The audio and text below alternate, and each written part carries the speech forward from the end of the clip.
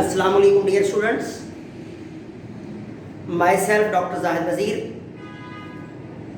Today we will discuss about the second step of photosynthesis, that is also called photosynthesis dark reaction.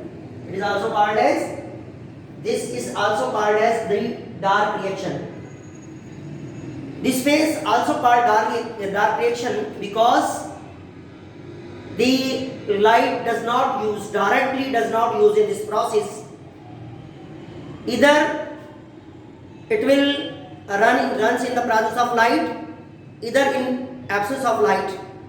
लेकिन याद रखिएगा, यहाँ पर light energy direct इस्तेमाल नहीं होती, इसमें वो सिमुलेटरी प्रोडक्ट इस्तेमाल होती हैं जो लाइट रिएक्शन प्रोसेस में, जिसे हम either cyclic either non cyclic photophosphorylation से प्रोड्यूस होने वाली जो एटीपीज थी और रिड्यूस्ड एंजाइम थे, सिमुलेटरी प्रोडक्ट थी, वो यहाँ इस्तेमाल होगी, लेकिन डायरेक्ट लाइट का इस्तेमाल नहीं होगा, ये चीज याद रखिएगा।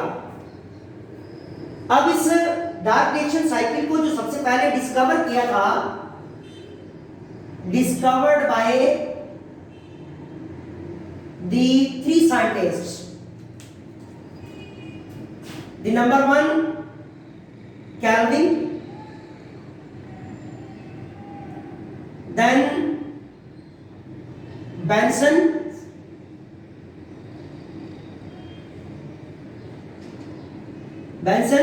and then बेशम। ये 3 साइंटिस्ट थे जिन्होंने इस प्रोसेस को, इस लाइट रिएक्शन फेज को सबसे पहले जो काम किया था वो ग्रीन एल्गा यानी ग्रीन एल्गी पे काम किया गया था। पे काम करते हुए इस साइकिल को सबसे पहले ऑटोट्रॉप्स में डिस्कवर किया था, इसलिए इस साइकिल को हम नाम देते हैं Calvin Benson Bassham cycle. Calvin Benson-Besham cycle. This phase, or we can say that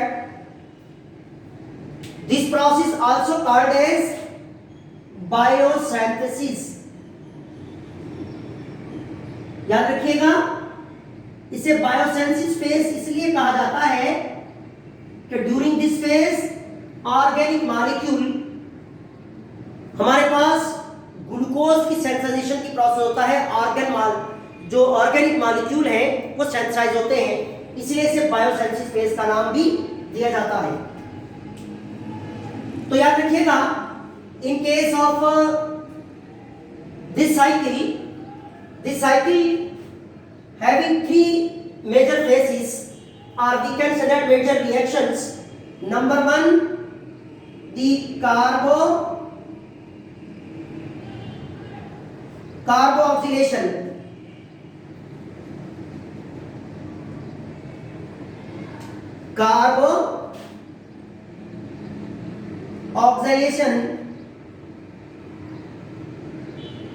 Then reduction phase, then regeneration phase.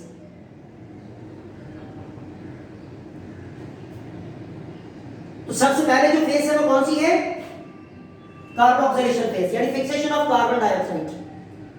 Then reduction phase, then regeneration of, जो आगे हम देखेंगे, राइबोलेज बाइफॉस्फेट, RUBP।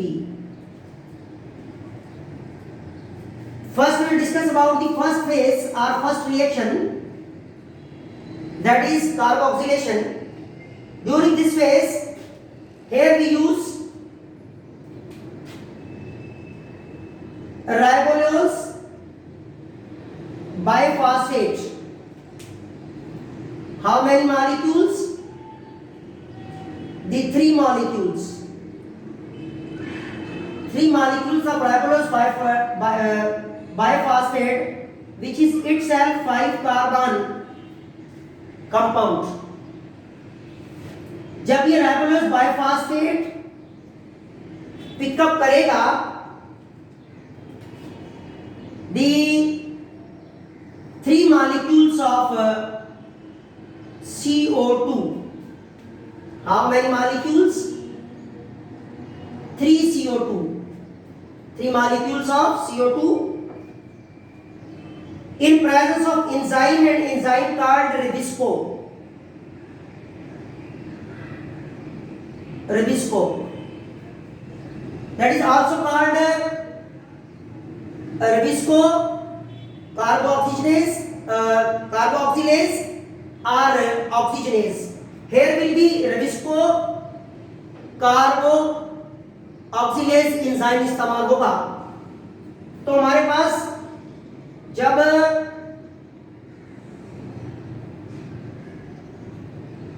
कार्बोक्सिलेशन होगी जो प्रोडक्ट बनेगी that will be PGA or we can say that G3P.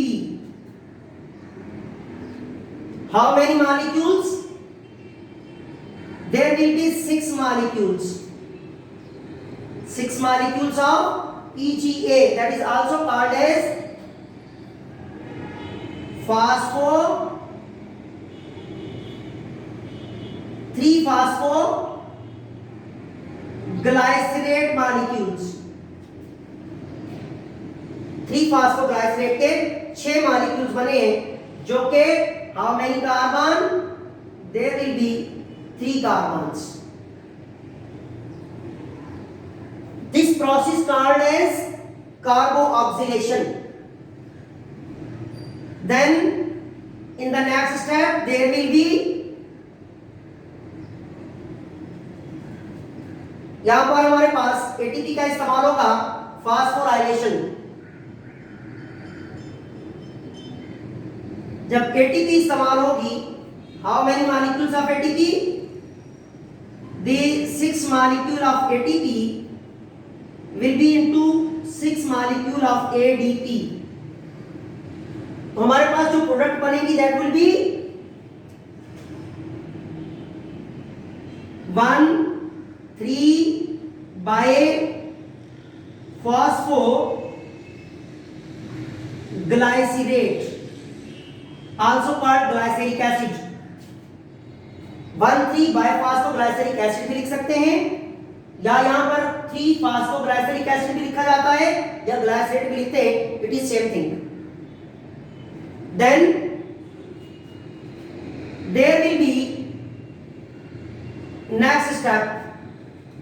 अब this phase was first phase, that is called as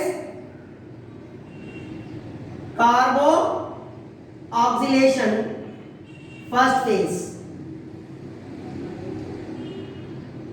Which phase? First phase. Then there will be second, that is called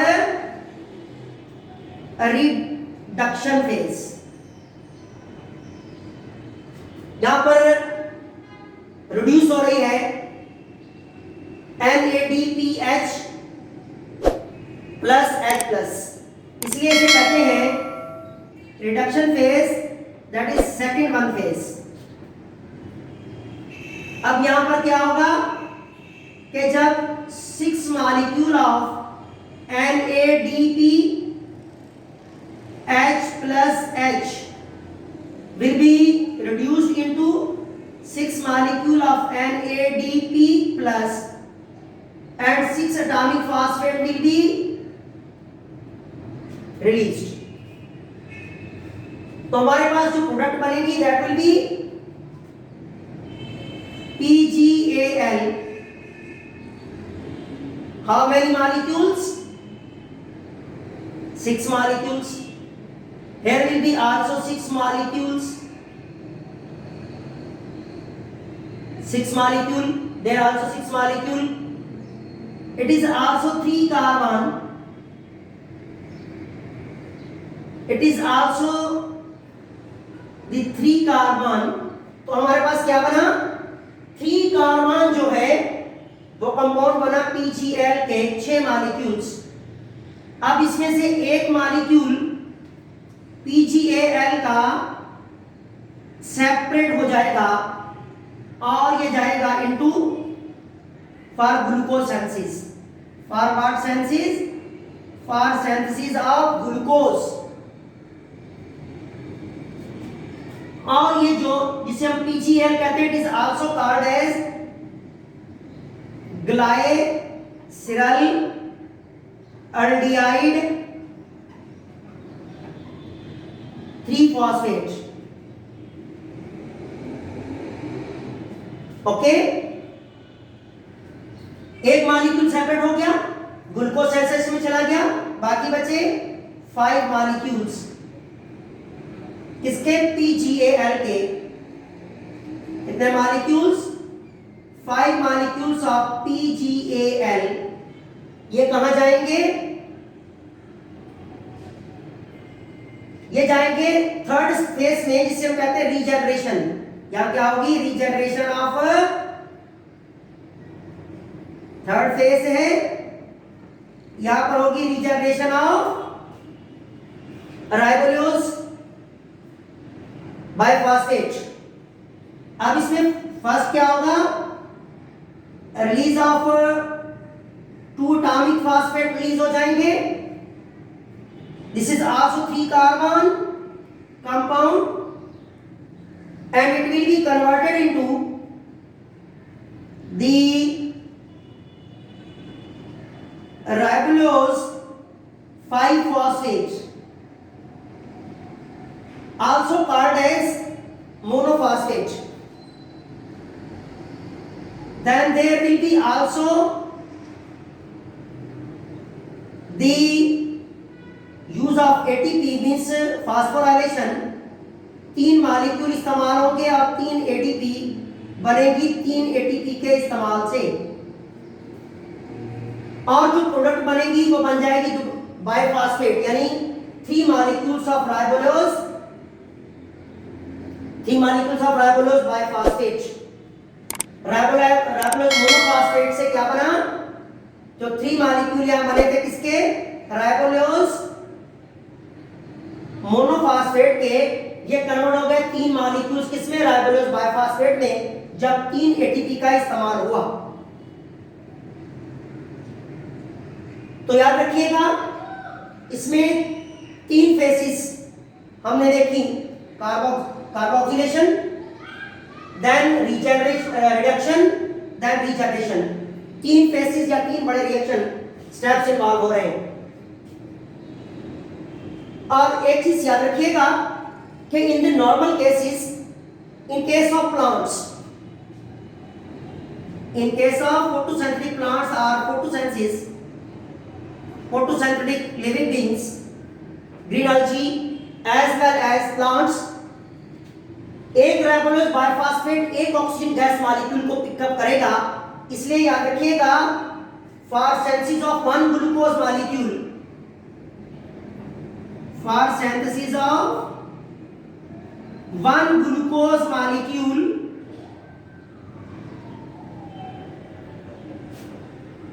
6 cycle run होंगे। ये कितने, 6 cycle जो है वो Calvin cycle run होंगे एक glucose molecule तैयार होने के लिए। 6 साइकिल, 6 दफा ये साइकिल रिपीट होता है normal cases, in case of plants. लेकिन हमने यहाँ पर जब 3 मॉलिक्यूल राइबोलोज बाइफॉस्फेट के लिए हैं और 3 मॉलिक्यूल कार्बन डाइऑक्साइड लिए है, और जो प्रोडक्ट बनी है जो हमारे पास ग्लूकोज साइकिल में गई है वो 3 कार्बन कंपाउंड PGAL। तो याद रखिएगा, इन दैट कंडीशन ये साइकिल जो है वो 2 दफा रन करेगा, 2 दफा ये साइकिल रिपीट होगा एक ग्लूकोज मॉलिक्यूल को सेंसिटाइज करने के लिए। ये आपने इंटी टेस्ट के हवाले से याद रखना है। नॉर्मल केसेस में 6 दफा साइकिल रिपीट होता है, क्योंकि एक राइबोलोज बाइफॉस्फेट एक कार्बन डाइऑक्साइड को जो है वो के साथ रिएक्ट करता है या एक्सेप्ट करता है कार्बन डाइऑक्साइड को। लेकिन अगर 3 मॉलिक्यूल ले रहे हैं तो हमारे पास 2 दफा ये साइकिल रिपीट करना पड़ेगा। अब हम ये देखते हैं कि हमारे पास कितनी एटीपीज एक ग्लूकोज मॉलिक्यूल को सेंसिटाइज करने के लिए, कितनी एटीपीज और कितने रिड्यूस्ड प्रोडक्ट हमारे पास, रिड्यूस्ड कोएंजाइम इस्तेमाल होते हैं। अब हमारे पास यहाँ पर 6 एटीपीज इस्तेमाल हुई, 6 एटीपीज, और 3 यहाँ पर इस्तेमाल हुई, 3 एटीपीज। टोटल कितनी बनी, 9 ATPs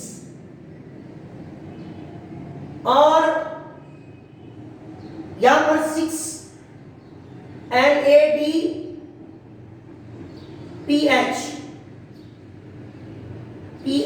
प्लस H प्लस के 6 मॉलिक्यूल इस्तेमाल होते हैं।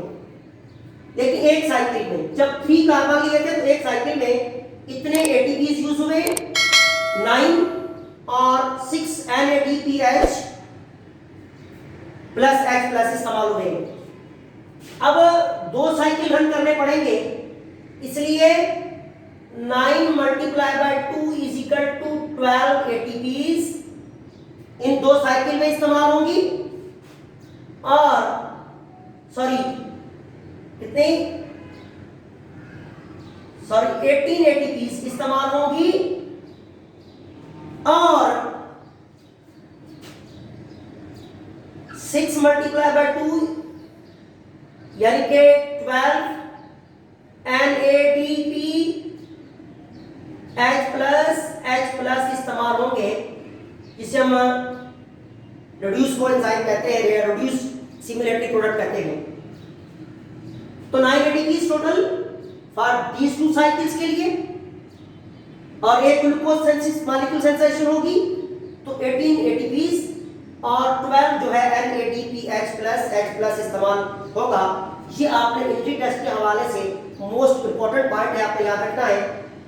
लेकिन नॉर्मल केसेस में ये भी याद रखना है कि राइबोलोज बाइफॉस्फेट एक मॉलिक्यूल जो है एक कार्बन डाइऑक्साइड मॉलिक्यूल को एक्सेप्ट करेगा। यहाँ हमने 3 मॉलिक्यूल लिए हैं, इसलिए 3 कार्बन डाइऑक्साइड लिए हैं और इसीलिए जो है ये एक मॉलिक्यूल जब एक कार्बन डाइऑक्साइड से रिएक्ट होता है तो ये 6 साइकिल रिपीट होते हैं तो एक ग्लूकोज मॉलिक्यूल बनता है in case of photosynthetic living beings, especially in case of plants.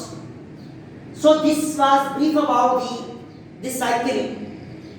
और एक चीज याद रखिएगा कि हमारे पास एंट्री टेस्ट के हवाले से इस टॉपिक में से नंबर ऑफ क्वेश्चन अराइज होते हैं और you must understand this cycle. इसमें 3 बड़े स्टेप हैं। सबसे पहले क्या हुआ, कार्बोक्सिलेशन, देन क्या हुआ, रिडक्शन और then regeneration of ribulose bisphosphate regeneration. 3 बड़ी फेसेस या 3 बड़े रिएक्शन आते हैं। एक चीज और याद रखिएगा, इसमें छोटे बड़े जो है देयर विल बी अब फेसेस तो 3 थी लेकिन 13 रिएक्शंस होंगे और 5 to 11 एंजाइम्स यूज होते हैं। ये आपने एंट्री टेस्ट के हवाले से याद रखना है। This is most important from entry test point of view and examination, board examination view. If you have any question regarding this topic, then you can ask in the comment box. Inshallah, I will reply. Thanks.